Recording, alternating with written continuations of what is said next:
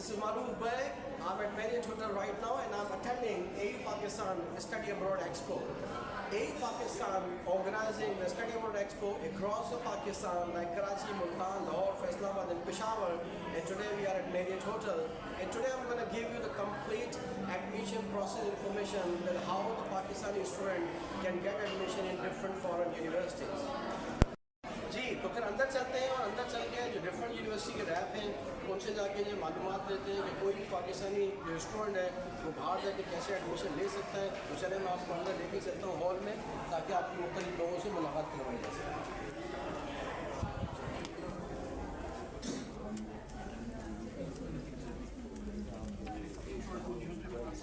कैसे ठीक ठाक है सर, खैरियत से, बस के लाल से?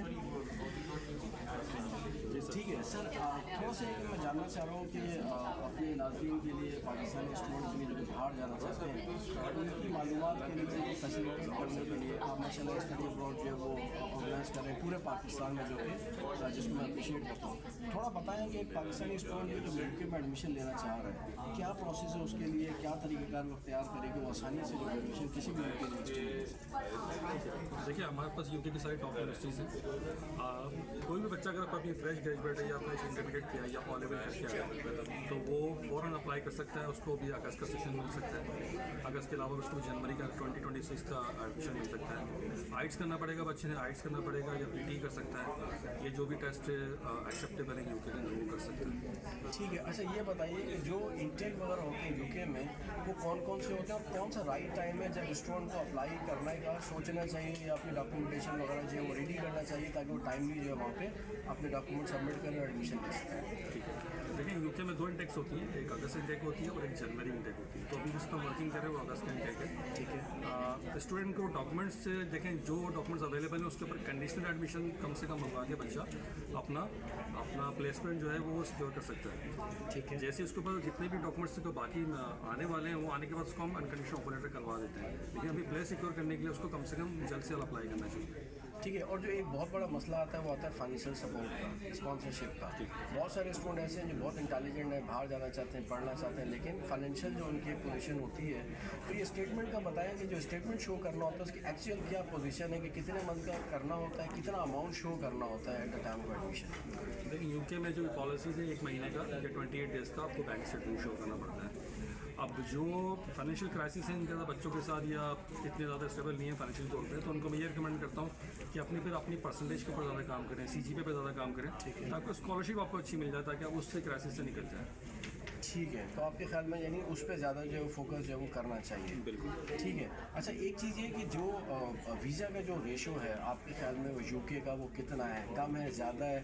आपका अपना असेसमेंट होगा, ऑब्वियसली बात है, जो काम कर रहे हैं तो कुछ इसके बारे में बताइए कि बहुत सारे स्टूडेंट इस उसमें भी रहते हैं कि हमारा वीज़ा लगे या ना लगे, हम इतना इन्वेस्टमेंट करें लेकिन हमें कोई आउटकम ना हो, तो वीज़े का क्या रेशो है यूके का? देखिए now days as compare to other universities other countries अभी यूके का वीज़ा रेशो बहुत अच्छा है। आई थिंक 90% तो वीज़ा रेशो है। अच्छा, और लेकिन डिपेंड करता है बच्चों के प्रोफाइल के ऊपर। अकेडमिक अच्छी होना चाहिए, ठीक है, और फाइनेंशियल से बेहतरीन होना चाहिए, इंग्लिश स्पीकिंग उनका जो कैलिबर इंग्लिश का वो अच्छा होना चाहिए। ठीक है, तो जैसी ही चीज़ें सारी कंप्लीट होती हैं ये बच्चों का आराम से वीज़ा सिक्योर हो जाता है। ठीक है, और थोड़ा सा ये बताएं कि वहाँ पे जब स्टूडेंट जाता है तो वर्किंग के लिए वहाँ कितना जो है घंटे अलाउ करती है यूके कि जहाँ स्टूडेंट जो है काम कर सके और अपने जो खर्चे निकाल सके ताकि बाकी के टाइम को मैनेज कर सके। तो क्या टाइम होता है वहाँ पे काम का, वीकली या आवर्ली, क्या तरीक़ेकार है? देखिए लीगली तो वहाँ पे 20 आवर्स पर वीक अलाउ होते हैं यूके के अंदर, और स्टैंडर्ड है जैसे ऑस्ट्रेलिया में होता है ऐसे यूके के अंदर भी 20 आवर्स है। ठीक है, बट हम बच्चों को ये रिकमेंड करते हैं कि अगर आप जा रहे हैं यहाँ सेमेस्टर फी पे करेंगे तो नेक्स्ट सेमेस्टर फीस अपने हैंड में रखें। ठीक है, ताकि जो इनिशियल फर्स्ट 6 मंथ उसमें आप बच्चा स्ट्रगल करता है, ऐसा ना हो कि जाके बहुत ज़्यादा परेशान हो जाए कि जॉब ना मिल रही हो, इसलिए कि जॉब क्राइसिस है ये पूरी दुनिया के अंदर, ये पूरा ग्लोबल क्राइसिस चल रहा है। ठीक है, सही है। तो मतलब ये कि वहाँ पे जॉब आसानी से मिल जाती है, जो 20 घंटे आप जो कह रहे हैं तो उसमें बच्चा वहाँ पे आराम से। एकोमोडेशन का कुछ बताएंगे, यूनिवर्सिटी प्रोवाइड करती है, स्टूडेंट खुद जो है वो उसका अरेंज करते हैं, खुद अरेंज करते हैं, तो ईयरली कितना खर्चा आता है एक स्टूडेंट के लिए एकोमोडेशन के उसमें? देखिए तीनों जो आप बताया आपने वो सारे ऑप्शन मिल जाते हैं। यूनिवर्सिटी के विद इन यूनिवर्सिटी भी ऑन कैंपस से एकोमोडेशन मिल जाती है, बट वो सारी बात तो एक्सपेंसिव होती है। और आउट ऑफ कैंपस भी एकोमोडेशन मिल जाती है, कोई रिलेटिव वहाँ पे रह रहे हैं, दोस्त वहाँ पे रह रहे हैं, तो उनका शेयरिंग अपार्टमेंट भी मिल जाता है। तो ऑन कैंपस महंगी है, वो पर वीक के हिसाब से चार्ज होता है, वो 350 से पाउंड से लेकर 450 पाउंड तक होता है। इसमें मील विदाउट मील भी बहुत सारे ऑप्शन मिल जाते हैं। ठीक है। तो बच्चा खुद कुकिंग करना चाह रहा है या कुकिंग नहीं करना चाह रहा, सारे ऑप्शन होते हैं। ठीक है, तो सबसे लो कॉस्ट पड़ता है कोई आप किसी का शेयरिंग अपार्टमेंट कर लेते हैं, ठीक है, या कोई रिलेटिव वगैरह रह रहा था उसके साथ शेयर कर लेते हैं उनका अपार्टमेंट, तो बेहतर है।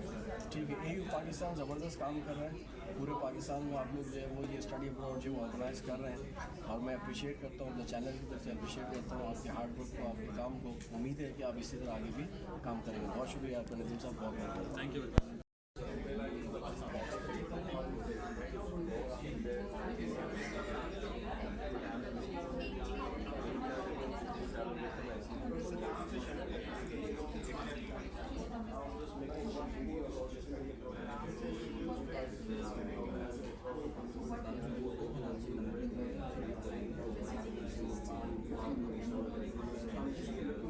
you. Okay, thank you very much that you're sharing your important time with us. Let's say, just I want to know exactly that what is the process for any Pakistani student, the common Pakistani student who can get admission in the UK, maybe Germany, maybe Italy, where you are dealing right now. I work for Appliedwood, and we deal with US universities, Canadian universities and colleges, and we work with UK universities and colleges. So for any student who wants to apply to any of these countries, the basic requirement is completion of their degrees, or with IELTS, English language requirements, so and completion of bachelor's or intermediate or O levels and A levels.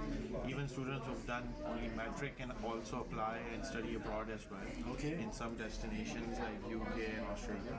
Okay. So basically, a student needs to have at least minimum to grade 10th and intermediate, and then bachelor's degrees. If they want to apply for masters, they need to have a bachelor's degree to apply. So these are the basic requirements. Okay, a lot of the students are very much interested and enthusiastic to, let's say, go USA, right?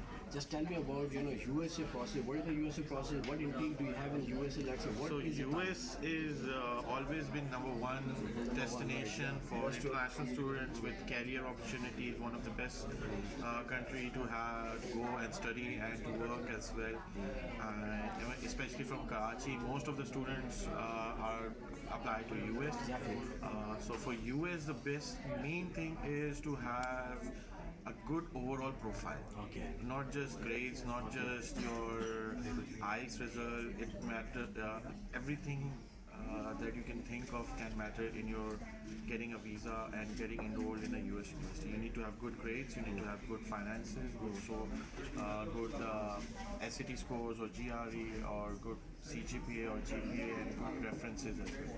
So overall, US profiles have to be holistically a very good profile. Okay. And what are you thinking about the visa ratio, right? I don't believe in visa Okay. ratio. In US, I don't personally believe in visa ratio. It depends on the student profile. If the student has a good profile, they have good confidence, they have good communication skills, they can convince the visa officer that they are a genuine student and they will study there, then they can get a visa. If a student cannot convince the visa officer, does not have a good overall profile, then there is no chance of visa. So, Okay, just let me ask you one more question. A lot of the students, let's say, want to complete their education there, let's say, and they want to stay there. They want to get a PR, right? Is there any way to get PR in USA? I cannot comment on that because I'm not an immigration consultant, so I can only Okay, I can give you understand. information regarding students. Okay. But there are opportunities in US, Okay. but I cannot further comment on that. So if I ask you that if I compare, let's say, UK, USA, let's say Canada, right? Which country is, much My easier favorite to get is to? US. US, right? So My do you favorite. think that everything is, very, simple, Sorry? to reach there? Do you think that the process is very simple for any Compared to student? UK, it's very easy. Very easy? If you have a good profile, then it's easier to study in US Okay. and get to US. Okay, right, that's great. Yeah. So I would definitely, want everybody in Pakistan to listen to you, right, okay? Yeah. Because they think I've that studied reaching- from UK for myself, but I prefer anybody who comes to me, like if they ask me like what's your where should I go and study, I always tell them you can afford, and if you can go to US, you will have more opportunities. It's like 50 states. 50 cities. One of the Yes. like a big country for international students. Exactly. Over 4,000 universities in US. Exactly. So 4,000. 4,000 plus. If you That's include colleges and other things, schools, and it's Okay. 50 states. We have 5 provinces. They have 50 states. Okay, So I'm it's a very big. much surprised, right? Okay. Yeah. And I'm very much surprised that you are just telling me that the US is best One of the destination best. could One be of the for anyone, How- right? like, if you, I'll ask you a question. Which country has the most billionaires? Well, I'm in US, no doubt about it, right? No doubt about it. I think China has the most billionaires. Okay. I'm not sure 100%, but they are mostly Chinese. Okay. But if you look at US, they have billionaires, multi-millionaires from different ethnicity, different background, not just like US, like not just, they have billionaires from Pakistan, Pakistani nationals or Pakistani born, they are billionaires and billionaires in US. I'm just damn sure that the people will definitely like you, right? All the students come from Pakistan, they will like you I definitely, always right? like Okay. give my honest opinion. Oh, okay, of- and they will listen to you, definitely, right? Okay, thank you very much, Fawad. Thank you for your time. Right? Take care.